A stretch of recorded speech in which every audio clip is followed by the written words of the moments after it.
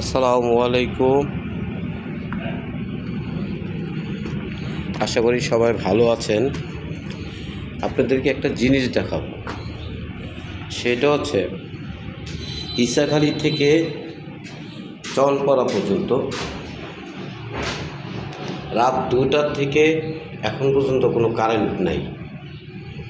দেখেন, এখানকার শিল্প কারখানা যেগুলো আছে ঠিক মতন চলতে পারতেছে না।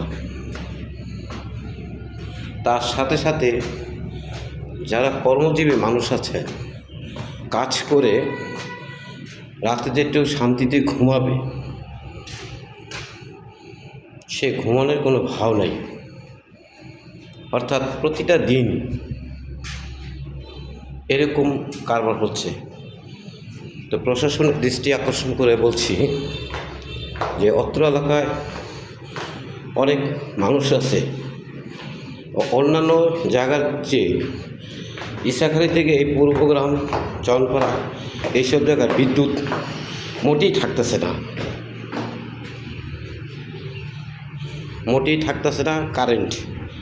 যার ফলে বাসা বাড়িতে অনেক অসুস্থ মানুষও থাকে, বাচ্চারা থাকে, কেউ ঠিক মতন ঘুমাইতে পারে না। প্রতিটা মুহূর্তেই প্রত্যেকটা মানুষ না ঘুমায় রাতে 2টা-2:30টার দিকে গরমের অসহ্য যন্ত্রণায় তারা বের হয়ে যায় রাস্তায় বা নিজের বাড়ির উঠোনে। তো বিদ্যুতের আমাদের কোনো সমস্যা না থাকার কারণেও অন্যান্য জায়গায় বিদ্যুৎ ঠিকই থাকে, বাট ইসাখালী থেকে চনপাড়া পর্যন্ত অর্থাৎ রূপগঞ্জ থানার বিদ্যুৎ ঠিকই থাকে না। আপনারা একটু সদয় দৃষ্টি দিলে অত্র রূপগঞ্জবাসী এবং ইসাখালী থেকে চনপাড়া পর্যন্ত কারেন্টে খুব সমস্যা দিচ্ছে। এগুলো রোধ করার জন্য